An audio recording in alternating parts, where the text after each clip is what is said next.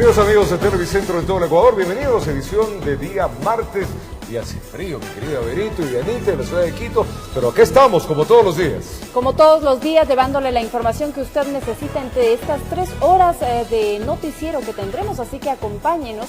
Y la recomendación del día, como siempre, salga con bastante tiempo porque hay mucho tráfico en algunas de las principales arterias de la capital y está lloviendo, así que maneje con cuidado. Llueve, frío, abríguese y un cafecito a esta hora. Revisemos lo que Diario El Comercio titula en este día martes. El Comercio dice en su página principal, 108 millones trata de cobrar el municipio. El Cabildo tiene deudas que recuperar por 493 millones de dólares. 20 millones de papeletas ya están listas. La Asamblea declara a Maduro en abandono de cargo. El Parlamento venezolano, de mayoría opositora, aprobó ayer el abandono de cargo a Nicolás Maduro. El Tribunal Supremo de Justicia niega la competencia del legislativo. Prótesis biónicas empiezan a implantarse en nuestro país. Ajuste mínimo en precios de autos europeos. La intensidad de las lluvias bajó en la Amazonía. En un 41% se reducen las fotomultas. Mucha atención con esto. Los títulos principales del Diario El Comercio en su página inicial, la página principal. En deportes, en cambio, esta noche a las 20 horas se jugará el partido entre HR Portoviejo e ICANN de Macas, 2 finales de la Liga Nacional que se juega allá en Manabí. Títulos principales también en deportes, lo que tenemos en este día martes. Vamos a mirar con Priscila, en cambio, cómo está el tráfico a esta hora cerca del mercado mayorista. Así que en el redondel del mercado mayorista, ahí está Priscila Cadena para que nos cuente tráfico en la capital de la República. Mi querida Priscila, buenos días, fríos contigo. Adelante con la información. Gracias, Roberto, amigos televidentes, muy buenos días. Sí, una mañana bastante fría en la capital, así que recomendarles salir abrigados y por supuesto manejar con precaución. Al momento en el sector del redondel de mayorista no se reporta congestión vehicular, las vías aún están despejadas en la avenida Teniente Hugo Ortiz y José Núñez, 2 arterias principales del sur de la capital. Ustedes pueden observar en sus imágenes, aún no hay trancones en este sector, pero es conflictivo. Así que recomendarles a nuestros amigos televidentes, quienes viven en este sector, por supuesto, salir temprano de sus hogares. No se olviden manejar con precaución ya por las frecuentes lluvias acá en la capital. Esta es la información que tenemos hasta el momento. Seguimos con estudios. Gracias, Priscila. Allí en los túneles de Guayasamín hay tráfico pesado también. Se inician los contraflujos en la José María Velasco Ibarra y en el norte por el sector del túnel del San Juan. Hay conflictos, Chávez, ¿no? También la Rodrigo de Chávez al sur de Quito, también la avenida Occidental, hay bastante carga vehicular. Por favor, salga temprano, que la calzada está sumamente mojada. 6 de la mañana con 57 minutos, empezamos con el tema político.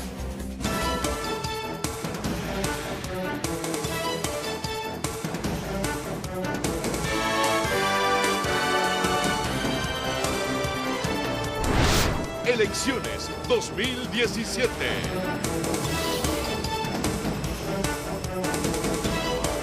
El candidato presidencial por Alianza País, Lenín Moreno, visitó este fin de semana la ciudad de Cayambe, donde lideró una caravana motorizada por las parroquias rurales de Azcázubi, Santa Rosa de Cuzubamba y también Otón. Posteriormente, tuvo un encuentro masivo en el Parque Central. Moreno señaló que va a trabajar para erradicar el narcotráfico. El candidato presidencial por Alianza País, Lenín Moreno, visitó este fin de semana Cayambe, donde lideró una caravana motorizada por las parroquias rurales de Azcázubi, Santa Rosa de Cuzubamba y Otón. Posteriormente tuvo un encuentro masivo en el Parque Central. Moreno señaló que va a trabajar para erradicar el microtráfico. Para erradicar completamente esa lacra que está haciendo el microtráfico, que lo vamos a combatir. Vamos a combatir los microtraficantes y los macrotraficantes, que se preocupen, porque los vamos a expulsar del país y a nosotros los vamos a encarcelar. Anunció que su programa de gobierno se llamará Toda una Vida, ya que estará enfocado en la atención de los sectores más vulnerables. Un gobierno que te cuide, que haga cuidado prenatal, que haga un parto institucionalizado, alimentación, nutrición adecuada. El presidenciable resaltó que trabajará de manera conjunta con los agricultores y empresarios para dinamizar la economía de cantones como Cayambe. Además, indicó que para los jóvenes habrá créditos para el emprendimiento y nuevas ideas innovadoras. ¿Qué proyecto lindo tienes? A ti hasta $15,000. tenemos para 20.000 emprendimientos de jóvenes. Dentro de su agenda de actividades, este lunes 9 de enero Moreno mantuvo reuniones privadas en la casa de campaña en Quito, mientras que para este martes visitará la provincia de Santo Domingo de los Áchilas, informó Adriana Rojas. Y el candidato presidencial Guillermo Lasso recorrió las calles de Bastión Popular al noroeste de Guayaquil, dando a conocer su propuesta de campaña que consiste en reactivar la economía a los dueños de negocios del sector. Presidente, el cambio viene. Segunda semana de campaña y Guillermo Lasso, candidato a la presidencia por la alianza Creo Suma, asegura que prefiere ir puerta a puerta, dando a conocer sus propuestas. La mañana de este lunes estuvo caminando por varias calles del sector Bastión Popular al noroeste de Guayaquil. Nuestro interés es conversar con los ciudadanos, comprender cuáles son sus aspiraciones, cuáles son sus preocupaciones respecto del futuro del Ecuador, para dar una respuesta concreta a esas inquietudes. Precisamente a todos les hablaba sobre su plan para reactivar la economía, en especial a los dueños de pequeños negocios. Bueno, lo que tenemos que hacer es eliminar la sobretasa arancelaria, eliminar el anticipo de impuesto a la renta y otra serie de impuestos que ha deprimido la actividad económica de toda la zona comercial del Ecuador. También se refirió sobre los comerciantes informales. Esos son padres de familia que ante la realidad de no conseguir un empleo y por amor a los hijos salen a los centros urbanos a vender cualquier cosa. Para mí son una expresión que invoca el respeto y la admiración de padres de familia que luchan por los hijos. Lasso estuvo acompañado de su esposa, María de Lourdes Alcíbar, y varios coidearios. Caminaron por aproximadamente 1 hora y media y luego continuaron su campaña en otros sectores de Guayaquil, informó Luxiola Salazar. En una visita a un centro infantil ubicado al norte de Quito, la candidata a la presidencia por el Partido Social Cristiano, Cynthia Viteri, presentó su nueva propuesta denominada el Plan Nacional de Guarderías. Además, confirmó su asistencia al diálogo con candidatos. Apenas me llamaron, dije que sí, sin ningún problema, para la que sea, donde sea, con quien sea. Así, Cynthia Viteri ratificó su compromiso de participar en el diálogo presidencial que organiza el Grupo El Comercio y que lo transmitirá Televicentro, RTS, Radio Quito y Radio Platinum. El anuncio lo hizo en un centro infantil al norte de Quito, donde presentó una nueva propuesta de campaña, denominada el Plan de Guarderías y Estancias Infantiles, que serán hechas en las casas de las personas que vivan en sectores populares y que atenderán al final del 4º año a 200.000 niños pobres del país. Mientras que su compañero de fórmula, Mauricio Pozo, destacó que a través de una ley que será enviada a la Asamblea Nacional, las personas podrán escoger libremente cuántas horas desean trabajar, respetando todas las garantías. Que si una persona puede trabajar 2 horas de las 8 diarias y el salario acordado es de $800, pues recibirá por esas 2 horas $200. Informó Priscila Cadena. Los candidatos a la presidencia continúan sus actividades en la segunda semana de campaña para elecciones del mes de febrero próximo. Paco Moncayo, Dalo Bucarán, Patricio Sugilán y Iván Espinel cumplieron agendas en diferentes ciudades de nuestro país. El candidato Paco Moncayo, de Acuerdo Nacional por el Cambio, realizó una caminata en el centro histórico de la capital. Posterior, acudió a entrevistas radiales donde señaló que dentro de su plan de gobierno está como prioridad enfrentar el déficit en el presupuesto del Estado. Y vamos a proponer una ley de responsabilidad fiscal para que el Ejecutivo esté controlado por la Asamblea, de manera de evitar que por populismo se excedan en gastos, lo que implica excederse en deuda. Planteamos en los 4 años llegar a déficit presupuestario 0. Sobre la deuda pública, Moncayo indicó que se debe reestructurar. Estamos planteando sentarnos con nuestros acreedores para reestructurar esa deuda. Además, expresó que mantendrá la dolarización. En la capital también estuvo Abdalá Bucaram Pule de Fuerza Ecuador, acompañado por su compañero de fórmula Ramiro Aguilar. Recorrieron varios sectores. Durante una de sus visitas suscribió un acuerdo contra el cáncer, una iniciativa de 17 organizaciones de la sociedad civil. Estos temas ocupan un lugar protagónico, especial en nuestra agenda, y lo ocuparán en nuestro gobierno. Informó que revelará documentos en el transcurso de esta semana. Y el señor Glass tendrá que responder por compañías creadas en Estados Unidos y saldremos con documentos. Por otro lado, Patricio Zuquilanda, de Sociedad Patriótica, asistió a un foro en una universidad en el norte de la capital. Allí Zuquilanda expuso su plan de gobierno y respondió inquietudes de los jóvenes. En este momento tenemos 600,000 jóvenes que no están ni empleados ni están estudiando. Esos jóvenes tienen una respuesta conmigo. El gobierno le tiene que poner a la universidad dentro de sus proyectos de desarrollo nacional. En otro punto del país, Iván Espinel, aspirante de Fuerza Compromiso Social, visitó Cuenca, donde inauguró una nueva sede de su movimiento y recorrió varios mercados de la ciudad. Ahora vamos a la humanidad y al compromiso social con nuestra gente buena, que trabaja, que se parte el lomo día a día por llevar mejores días a su casa. Informó Adriana Rojas. Y a partir de este día, El Comercio TV presenta en 100 segundos un segmento especial con las propuestas de los 8 aspirantes presidenciales. Hoy Javier Basantes nos describe cuál es el planteamiento que realizan los candidatos sobre el manejo fiscal.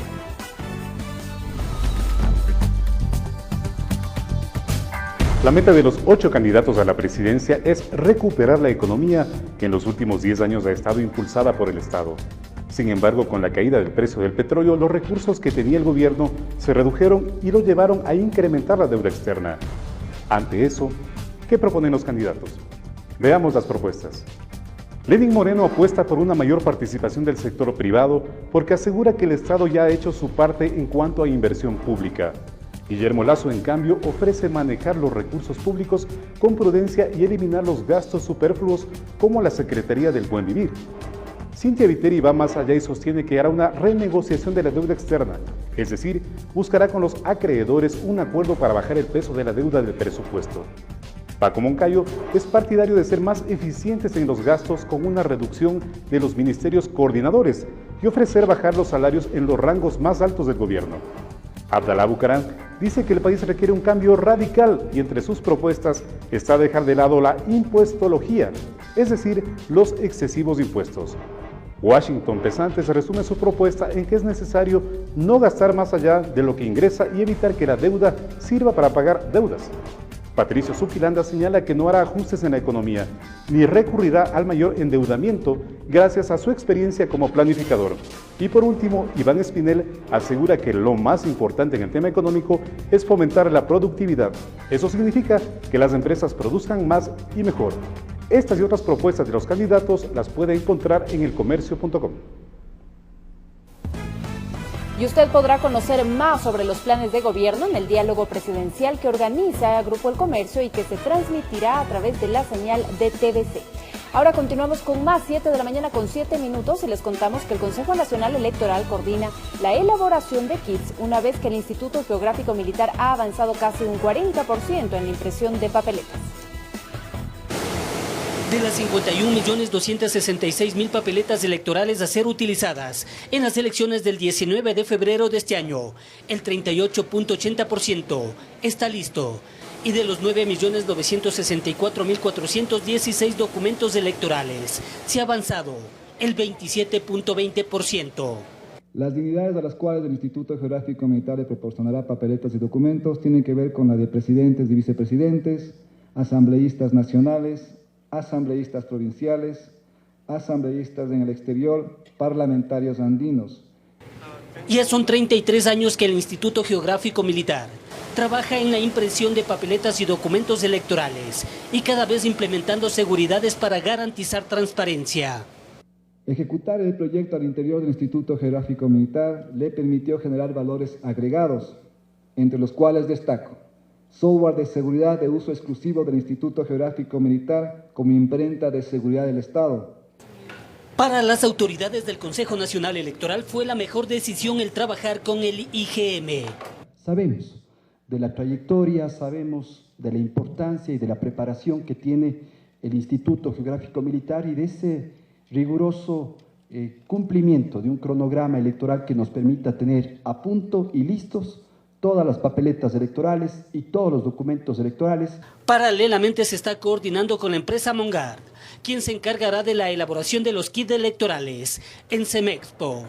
que a través del proceso respectivo de contratación pública de subasta inversa ha sido adjudicada y empieza el proceso justamente a partir del 16 de enero, que es la fecha en donde empieza la integración de los paquetes electorales. Lo que todavía no se ha establecido es la fecha de inicio de impresión de las papeletas para la consulta popular sobre los paraísos fiscales. Está por definirse de forma oficial con el CNE e Instituto Geográfico Militar. Informó Héctor Romero. Estamos en las 7:10 de la mañana, la temperatura en la ciudad de Quito en 9 grados centígrados.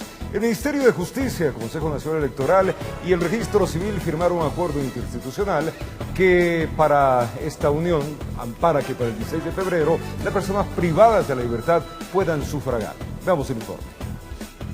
A nivel nacional serán 12.000 personas privadas de la libertad sin sentencia ejecutoriada, que el próximo 16 de febrero podrán ejercer el derecho al voto en los centros penitenciarios.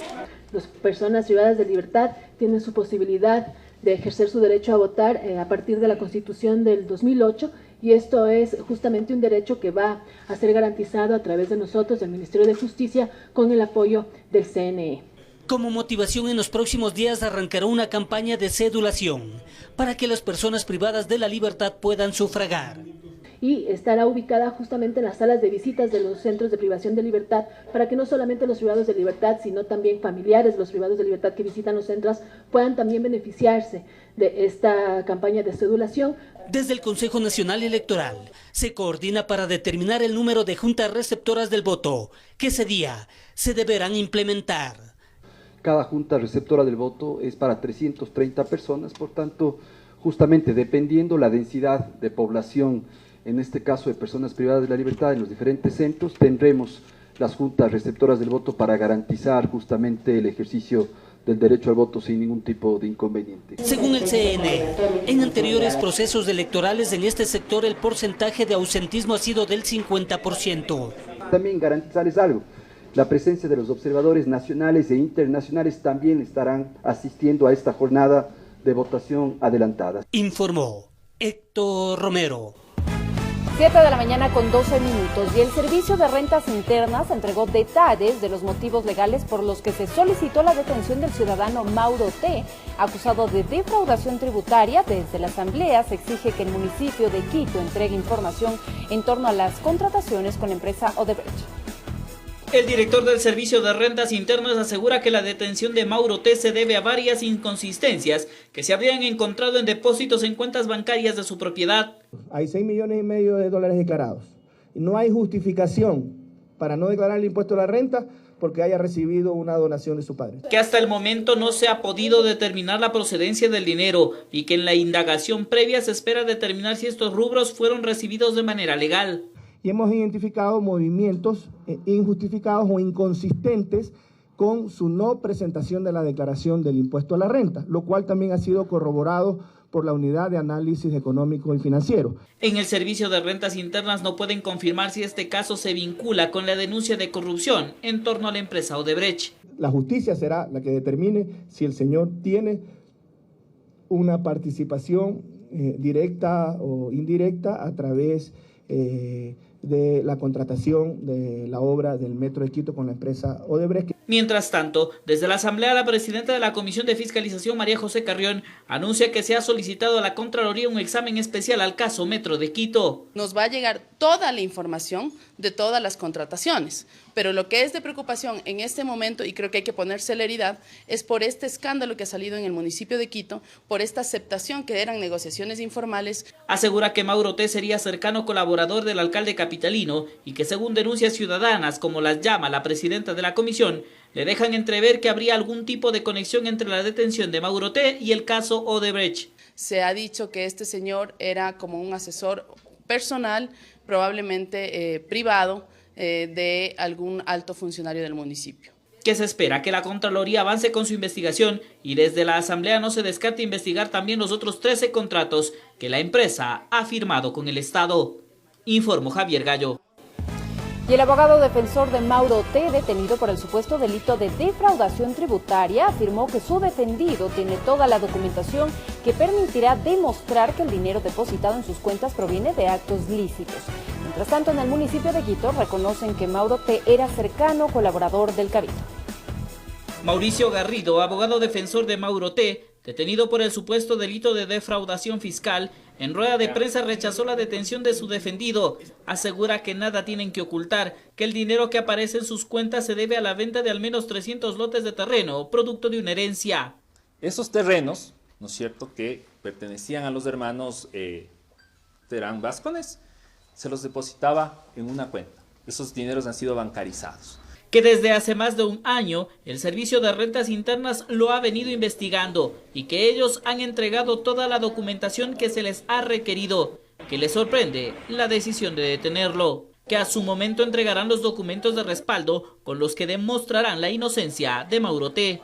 Si es que fueran dineros de origen ilícito, crean ustedes que no hubiera existido esa circunstancia. Y esos dineros se los distribuía en partes iguales a los hermanos Terán Vázquez. Garrido reconoce que Mauro T. era cercano amigo del actual alcalde de Quito, pero rechaza cualquier vinculación con el caso Odebrecht. Mauro Terán es una persona amiga del señor alcalde, colaboró con el proyecto político, colaboró personalmente con él.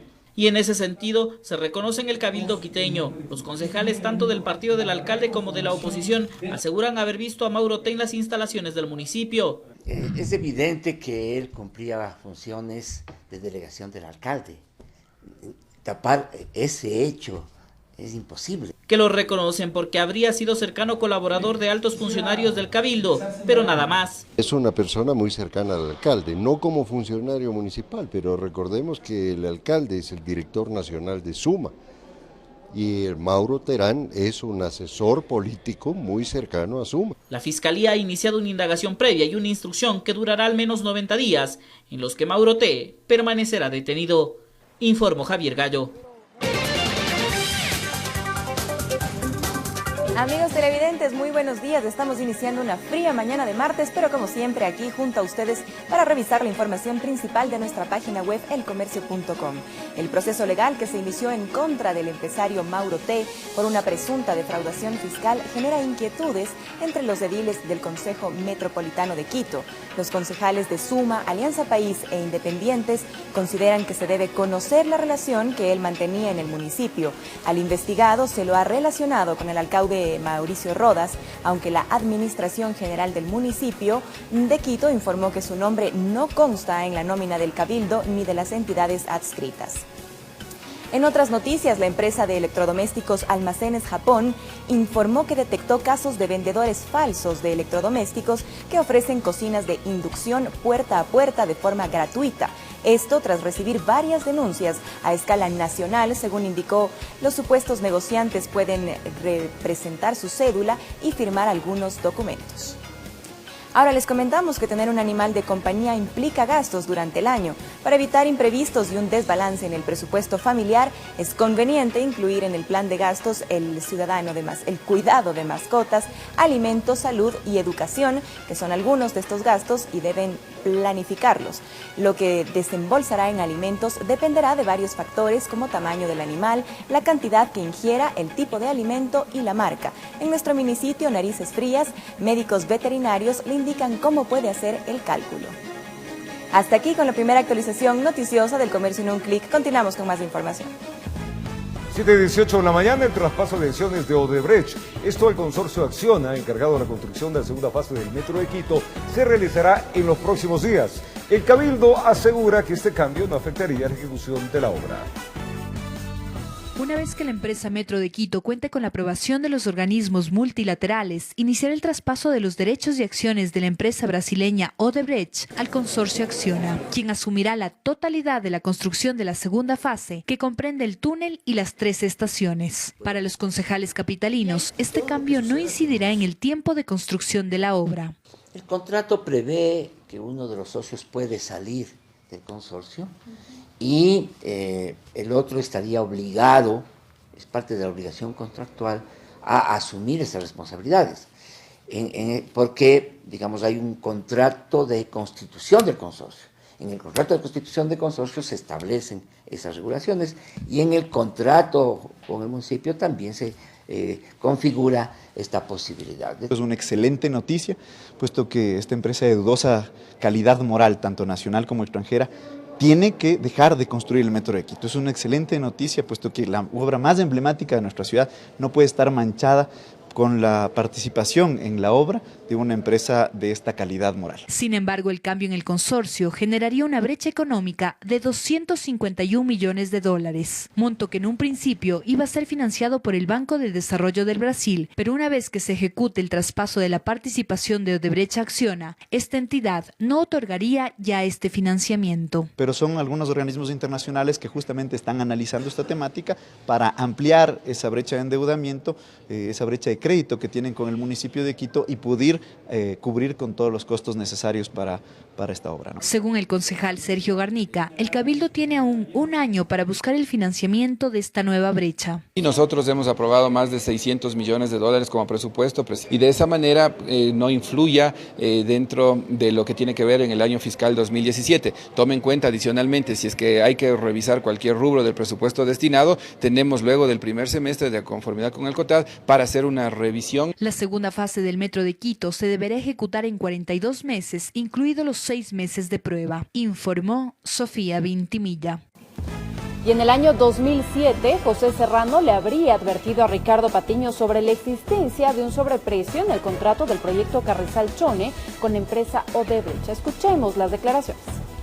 El propio Pepe Serrano, que fue ministro de Economía y Finanzas en los últimos días del gobierno de Alfredo Palacio, me alertó, y con esa alerta y voy a hacerlo revisar. Pero como a mí me tocaba hacer el contrato de crédito, yo no acepté el contrato que habían firmado en el gobierno anterior y le obligamos a hacer una disminución en $18 millones en el contrato que ya estaba firmado.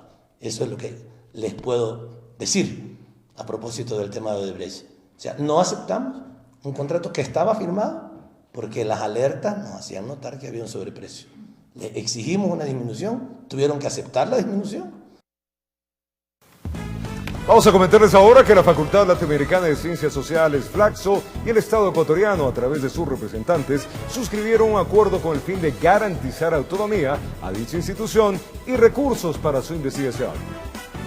Con una firma del canciller de la República, Guillaume Lon, y la directora de la Flaxo sede Ecuador, José Dalman, se concretó un acuerdo mediante el cual se garantizará la asignación de recursos por parte del Estado ecuatoriano a la institución de posgrado para fines investigativos.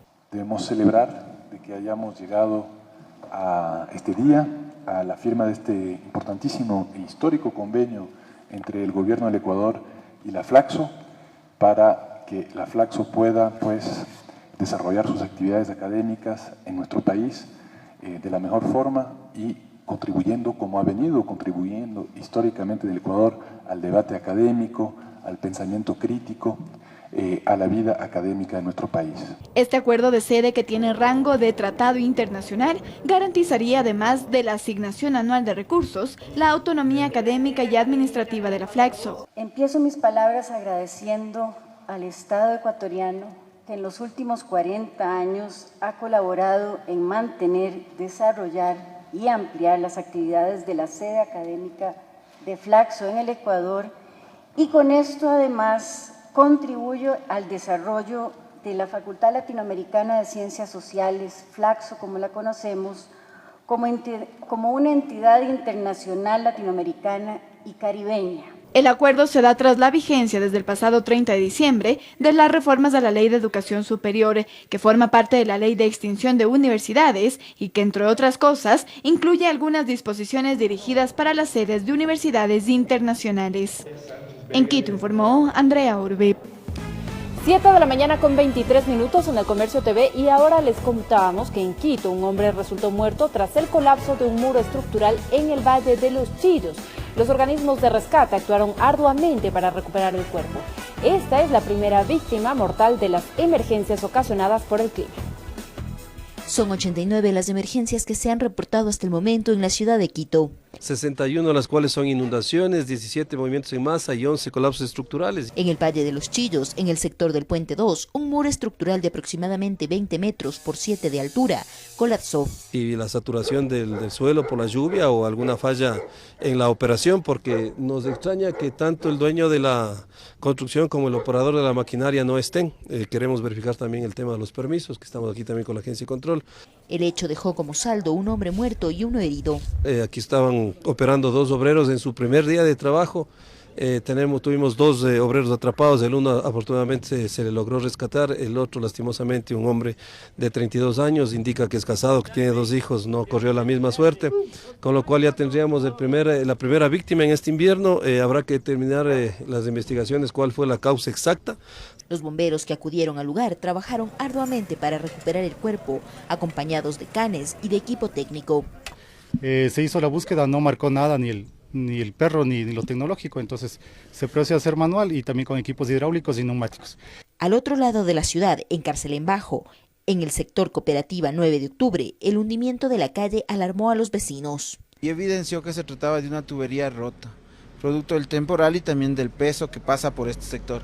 La empresa de agua potable ya ha reparado esta avería en la vía. Se recuerda a la ciudadanía que la prevención puede salvar vidas. Para reportar cualquier anomalía, comuníquese con el 911. En Quito informó Andrea Valareso. 7:25 de la mañana, gracias por acompañarnos. Ahora le contamos que una casa de aproximadamente 50 años había sido afectada por los últimos sismos. La madrugada de este lunes, a causa de las fuertes lluvias, colapsó. Autoridades municipales realizan inspecciones en el sitio para tomar las medidas pertinentes. El sector del Ejido en el centro norte de la urbe amaneció así, con el colapso de una casa en la calle Santiago. Aquí tuvimos a las 4:30 lastimosamente un colapso parcial de esta vivienda que ya estaba hace 15 días. Nosotros hicimos una intervención y pedimos que se evacúen las personas. Esta casa ya tuvo unas primeras complicaciones por el tema de los sismos y ahora por las lluvias tan fuertes que estamos teniendo en el distrito metropolitano. Usted ve la humedad de las columnas, nos ha generado este colapso. Afortunadamente la caída de la estructura no dejó víctimas que lamentar. Solo bienes de una vivienda y 4 locales comerciales atrapados entre los escombros. Estamos como cuerpo bombero, estamos 25 personas, 25 bomberos con 4 unidades. También está todo lo que es personal del municipio, el COE, Policía Metropolitana. Se prevé que la vía permanezca cerrada hasta nuevo aviso, pues los entes pertinentes revisan el estado de la estructura que no ha caído todavía. Es una construcción mixta de adobe con madera. Hicimos una búsqueda de localización, hicimos una búsqueda para ver si hay personas atrapadas, no hemos tenido nada. Ventajosamente, ahorita va a ser un apuntalamiento.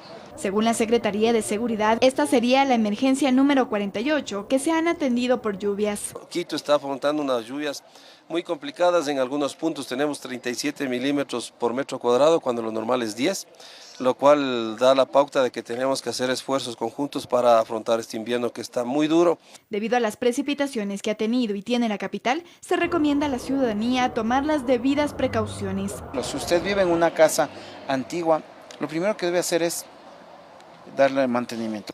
Si usted ve grietas, humedad, comuníquese con el municipio a través del EQ 911. Si hay tormenta eléctrica, no escampe bajo árboles, no conteste el teléfono porque le puede caer un rayo. Si usted conduce, revise el estado de los neumáticos, que no estén lisos, utilice el cinturón de seguridad. En Quito informó Andrea Urbi. Mientras tanto, calles inundadas, vehículos accidentados y casas colapsadas son algunos de los estragos provocados por la lluvia que cayó sobre la ciudad de Guayaquil por más de 10 horas. El sistema de seguridad 911 coordinó la movilización de personal de la Secretaría de Gestión de Riesgos del Ministerio de Obras Públicas y también del Cuerpo de Bomberos para gestionar la ayuda a los afectados. La lluvia se tomó la urbe Huancavilca. Desde la madrugada se empezaron a inundar las principales avenidas. El EQ 911 reportó algunas emergencias, entre ellas lo ocurrido con esta vivienda en el bloque 10 de Bastión Popular. Casi como la 1 de la mañana. Se escuchó lo que se cayó encima, entonces yo pedí auxilio, nadie salió, entonces una vecina de aquel lado llamó a los bomberos. Mientras dormían empezó a caer la lluvia. Se levantó a colocar un plástico sobre el techo de la casa para evitar las goteras, pero minutos después todo se les vino encima. Creo que fue un milagro que no les pasó nada a mis hijos tampoco. Tiene 21 años. Gracias a su trabajo en el lavado de vehículos, logra llevar el sustento diario para su hogar. Su madre es el único apoyo. Con el esfuerzo de ambas mantienen a sus 2 hijos y un sobrino, los 3 menores de edad. Entonces me da mucha pena porque ella tiene que trabajar para salir adelante y darle comer a sus hijos. Ella es una mamá soltera que tiene 2 hijos. A ver cómo hago porque necesito que me ayuden a ver dónde poder estar con los bebés. Ahora la casa donde habitan las 5 personas ha desaparecido. El vecindario une sus esfuerzos por ayudarla, pero todos coinciden que lo mejor es una casa nueva. Sí, para que la ayuden, para que la reubiquen, porque imagínense, tiene 2 hijitos. Pobre señora que no tiene a dónde ir. Den, aunque sea donde ella estará, debajo de un techo. Pero ella no tiene a dónde irse porque no tiene, la verdad, nadie quien apoye. A veces ella no ha tenido y por ahí le hemos pasado, le hemos ayudado. A ver si tienen corazón blando y la ayudan a ella. Las cosas también están mojadas, los colchones, están mojados todo. Mientras ella luchaba por tratar de recuperar algo entre los escombros, en el kilómetro 4,5 de la vía a Daule, la calzada mojada jugó una mala pasada al conductor de este bus, emergencia de la cual, afortunadamente, no hubo víctimas, más que pérdidas materiales, informó José Morales. 7 de la mañana con 30 minutos y ahora vamos a cambiar de ámbito informativo y les contamos que los impuestos locales y el aumento de costo en las fábricas hace que la reducción del 5% del arancel prevista para este año para vehículos europeos tenga un bajo impacto en el precio de venta al público. Para conocer más detalles sobre este tema nos acompaña nuestra compañera Mónica Orozco, editora de Economía y Negocios de Diario El Comercio. ¿Cómo estás, Moni? Muy buenos días. Coméntanos qué es lo que determina el convenio con la Unión Europea en cuanto a la eliminación de aranceles para los vehículos. Buenos días, amigos televidentes. Berito, el acuerdo comercial con la Unión Europea plantea una serie de desgravaciones para el sector de vehículos. Para los livianos, por ejemplo, establece que este año se aplique un 5% de reducción arancelaria. Sin embargo, esto poco impacto tendrá, al menos en el primer año de vigencia del acuerdo comercial entre Ecuador y la Unión Europea. Los precios tendrán un impacto mínimo, puesto que existe un incremento de precios en las fábricas europeas y por otro lado también está que el Ecuador tiene otro tipo de aranceles para los vehículos salvaguardias y también impuestos, por lo que según la Asociación Ecuatoriana de Empresarios Automotrices no se verá un impacto durante el primer año de vigencia. Mi Moni, coméntanos algo. ¿Hay alguna marca que posiblemente traiga vehículos con precios competitivos pese a estos factores? La verdad no se espera durante el primer año, como hemos dicho, un impacto generalizado en los precios. Algunas marcas, sobre todo en los modelos de precios más bajos, probablemente se vea una ligera baja en el precio, pero en general el impacto se verá apenas después de 3 años de vigencia del acuerdo. Es bastante tiempo, Moni. Mientras tanto, recordémosles a nuestros amigos televidentes cuál es la oferta de vehículos de origen europeo en nuestro país. Actualmente el mercado local se abastece apenas en un 5% en el mercado, pero las casas automotrices esperan sacarle provecho al acuerdo comercial a futuro, ampliando su portafolio de productos. Recordemos que el acuerdo comercial plantea un sistema de desgravación gradual para el sector de vehículos.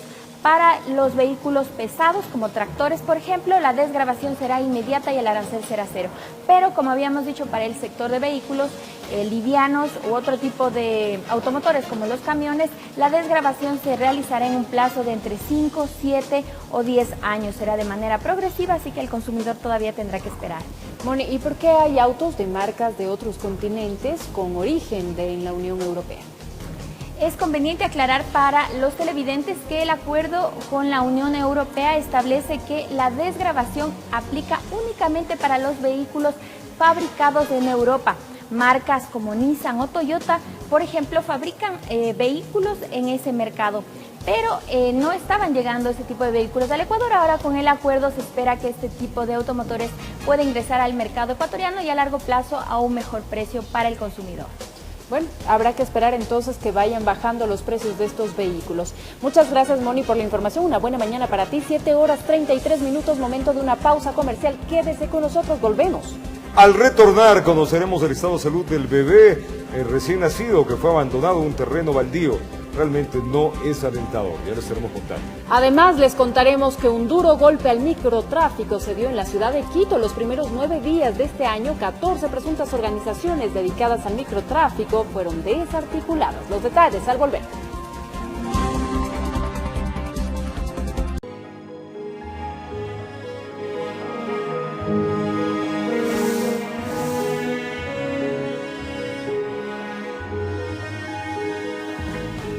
Regresamos con esta lamentable noticia. El estado de salud del bebé que fue abandonado en un terreno baldío no es nada alentador. El pequeño de horas de nacido permanece en la unidad de cuidados críticos del Hospital Luz Helena Arizmendi, al sur de la capital.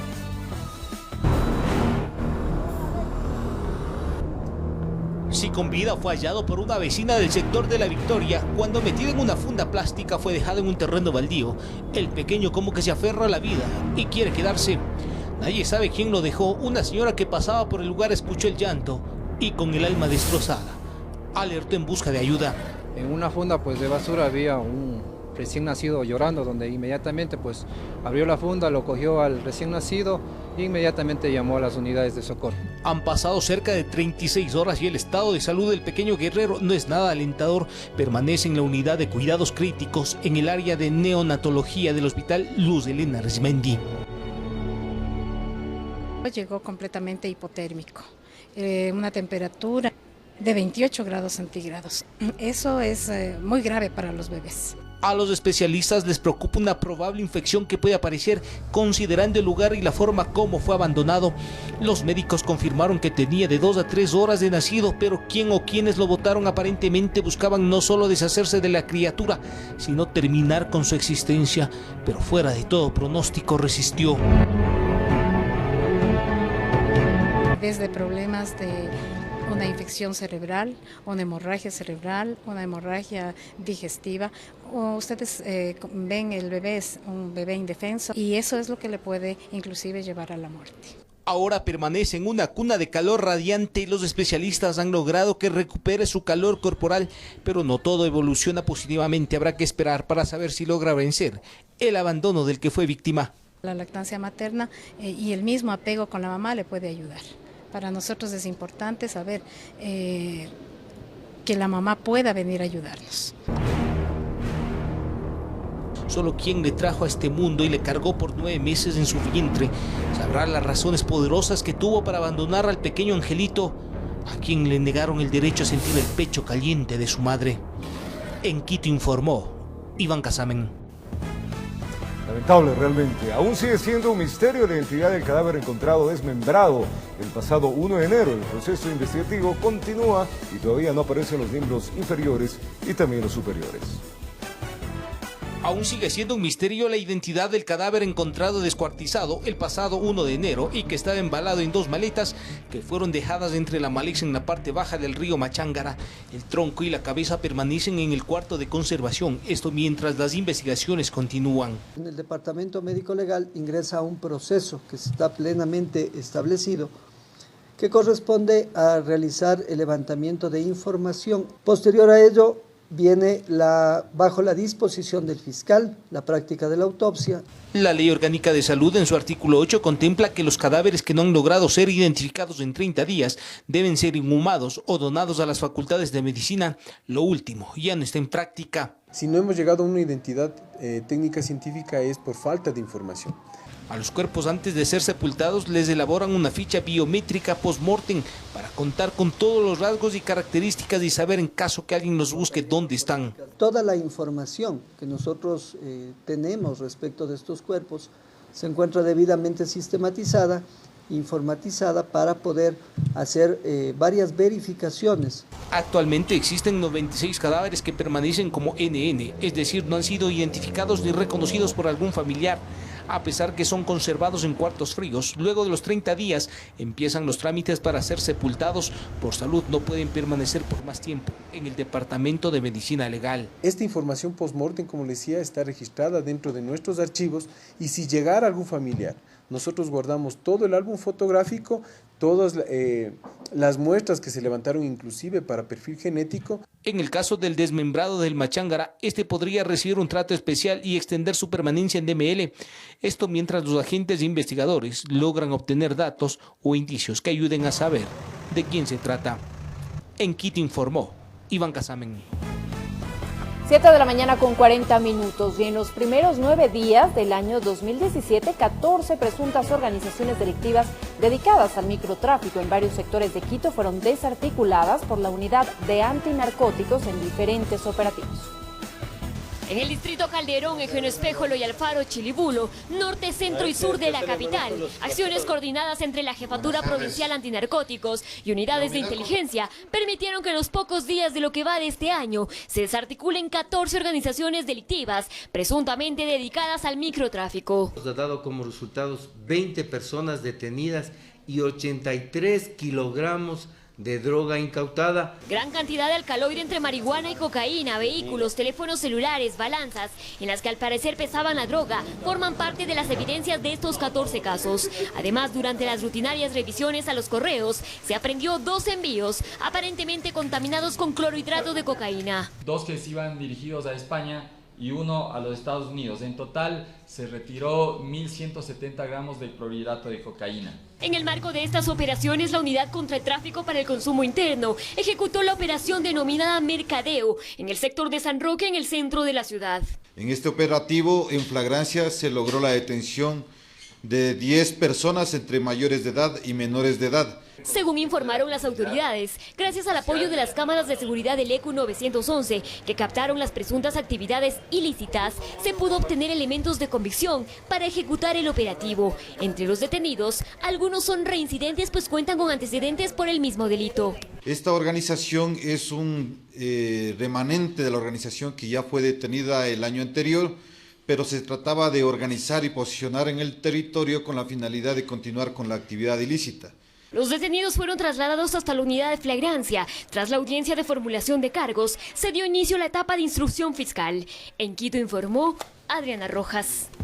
7:42 de la mañana, en medio del dolor y la consternación de sus padres, elementos del GIER encontraron el cuerpo del menor que cayó al canal de la muerte allá en Monte Sinaí, en el noroeste de Guayaquil. Veamos.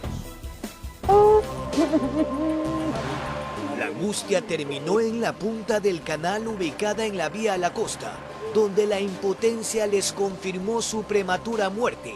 Solamente pensar de no rescatar el cuerpo y que vaya a ser devorado por los animales era un sufrimiento para nosotros. La desesperación, él de decir, mami, ayúdame, papi, ayúdame. Y no estaba su madre para que lo ayudara. Tras 24 horas de búsqueda, el cuerpo del niño que el fin de semana cayó a las trémulas aguas del denominado Canal de la Muerte, en Monte Sinaí. Llega hasta a estas alturas, acá lo que es el kilómetro 22, Casas Viejas, por la corriente. Obviamente estos días ha estado lloviendo y ha sido arrastrado hasta este kilómetro de acá. Y nosotros, como hemos estado haciendo lo que es búsqueda, se lo trató a divisar, y que hemos estado buscando ambos extremos y se lo trató a divisar hacia el cuerpo. Los moradores del sector advertían que no es la primera vez que encuentran un cuerpo en sendas circunstancias. Siempre se escucha estos casos. ¿Y en los últimos días habían encontrado otro cuerpo también o no? No. O sea, este es el que es reciente. Dramático epílogo de un menor que se encontraba con un amigo. Todo empezó como un juego infantil en el Canal de la Muerte, informó Jorge Escobar. Y una persona murió la noche de este lunes en el sector de Solanda, al sur de Quito, tras ser atacado con armas blancas durante una riña que habría sido por ajuste de cuentas. El hombre habría recibido 2 puñaladas, una en el pulmón y otra en la pierna. Según información preliminar, el fallecido tenía antecedentes penales y hace pocos días había salido de la cárcel. Era conocido en el sector de La Jota como alias del Zulay. La policía logró la detención de 2 personas quienes estarían involucradas en este asesinato.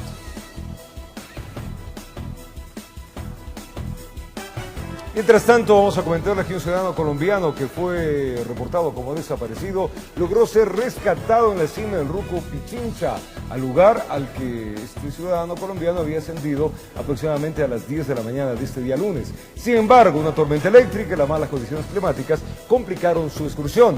El hombre de 31 años de edad pidió ayuda telefónica al 911 y equipos de rescate acudieron al lugar para atender al paciente y posteriormente trasladarlo al Hospital Eugenio Espejo en Quito.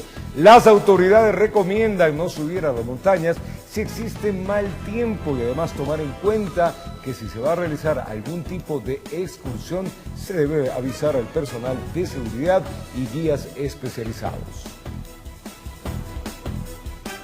7 de la mañana con 45 minutos y 2 accidentes de tránsito fueron captados por las cámaras del sistema de videovigilancia Ojos de Águila de la Corporación para la Seguridad Ciudadana al norte de la ciudad de Guayaquil. Una persona resultó herida. Faltando 15 minutos para las 6 de la mañana, personal del sistema de videovigilancia captó en la avenida Rodolfo Alvear y Carlos Julio Arosemena el momento en el que un vehículo pierde pista y en lugar de subir el paso elevado del puente sobre la mencionada avenida, se encuneta en la vereda y se estrella fuertemente contra un poste de alumbrado eléctrico. Al lugar llegó una patrulla de la ATM y una grúa para remolcar el vehículo. Afortunadamente, no se reportaron personas heridas.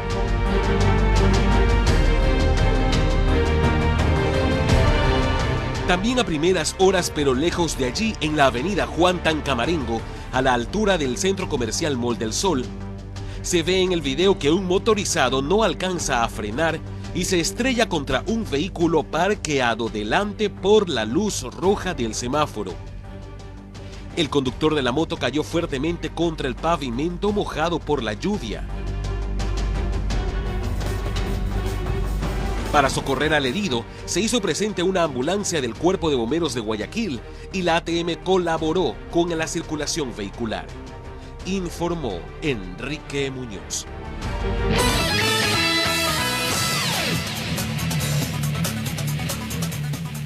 Aunque la minería está prohibida en el subsuelo del casco urbano patrimonial de Zaruma, allá en El Oro, las actividades ilegales persisten. El pasado jueves se halló un túnel a 2 cuadras de la escuela dañada por los hundimientos. Veremos ahora un reportaje preparado por Elena Paucar. Una mezcla de rocas y cemento cubre de forma temporal la zona del hundimiento en la Escuela La Inmaculada en el centro histórico de Zaruma. El cantón orense fue declarado en emergencia tras un socavón que fue detectado en octubre y que el 2 de enero terminó succionando 2 aulas de este plantel. En su momento la directora hizo abrir una puertita llamando al cuerpo de bomberos que le ayuden a ver y ella se dio cuenta que hay un hundimiento, un socavón.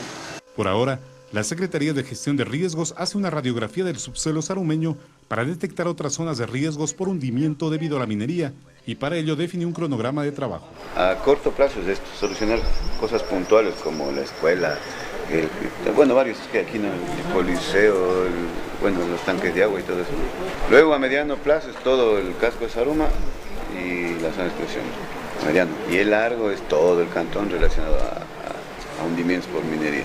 Zaruma es reconocido por su producción de oro. Según la Agencia de Regulación y Control Minero, aquí están reportadas 45 concesiones mineras. Junto con el cercano cantón Portobelo, suma cerca de 65 kilómetros de galerías, similares a túneles por donde se internan los trabajos de extracción.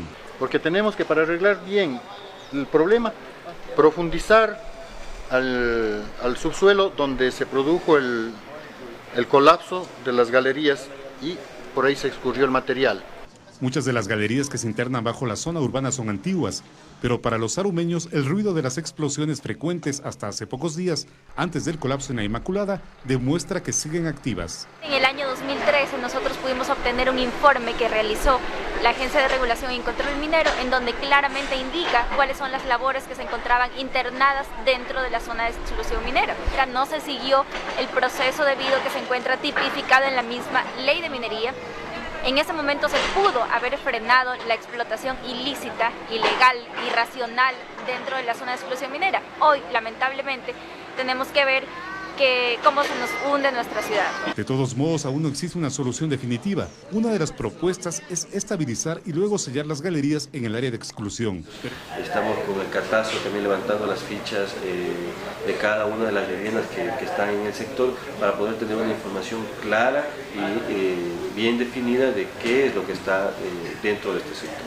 Con un reporte de Elena Paucar, informó Javier Basantes. 7:55 de la mañana, 8 sectores económicos analizan las oportunidades que se generan para sus empresas en el país y durante, claro, este nuevo año. Veamos. Los sectores productivos buscan oportunidades en este 2017 y segmentos como el comercio electrónico, la banca y los vehículos miran con optimismo este año. Dentro de lo que es comercio electrónico, portales como yaesta.com, Linio o llantas247.com registran cifras favorables y confían en mantener el crecimiento en el 2017. En yaesta.com, las ventas en el último cuatrimestre del año pasado ascendieron a $400.000 y para el 2017 se proyectan ventas por $2.5 millones. En Linio también existe optimismo y calculan crecer un 15%. Otro ejemplo es llantas247.com. Este portal está al aire desde mayo del año anterior. Cada mes vende un promedio de 800 neumáticos. La banca también mira con cierto optimismo este año. Julio José Prado, director ejecutivo de la Asociación de Bancos Privados del Ecuador, señala que la unión de emprendedores tecnológicos y bancos generará oportunidades para brindar nuevos servicios. Lo importante es juntar a las dos partes. Por un lado están los desarrolladores de software, los emprendedores, los startups que quieren por su lado hacer algo de negocios bancarios, pero no entienden bien cómo es el negocio bancario. Por otro lado están los bancos más tradicionales que si bien quieren innovar, no tienen las capacidades, la velocidad y el conocimiento como para hacer innovación a la velocidad. Entonces, si juntamos estos dos temas, la de startups con los bancos, hacemos justamente lo que se llama fintech. El representante de la banca también señala que las entidades financieras trabajan para bancarizar a más ecuatorianos. En el año 2015 se colocaron alrededor de $17.000 millones en desembolsos totales de la banca.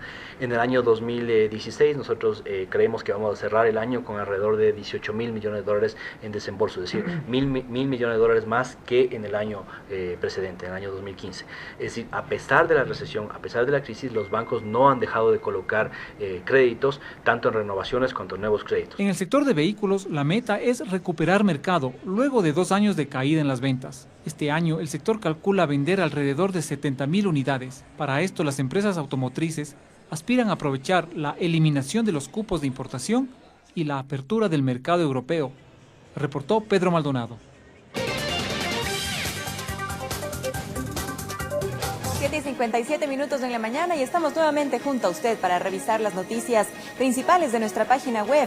En la página de inicio, la Miss de Ecuador, Connie Jiménez, habló de su preparación de cara al próximo concurso Miss Universo, que se desarrollará en Filipinas el 30 de enero. La joven dijo que pese a que se ha rodeado de distintas asesorías de expertos en belleza internacional, ella mantendrá su esencia ecuatoriana, la cual destaca como primordial para conquistar al jurado del certamen. En otras noticias revisamos nuestra sección de actualidad, música festivalera para el 2017. Música electrónica, rock, ritmos latinos y alternativos forman parte de la gran oferta de géneros que se preparan cada año en los diversos festivales alrededor del mundo. Algunos eventos ya tienen listos sus carteles, fechas y escenarios. En Ecuador, el más próximo será el Saca el Diablo, que tendrá su tercera edición en Tumbaco. Mira el calendario de los espectáculos musicales en la región en nuestra web.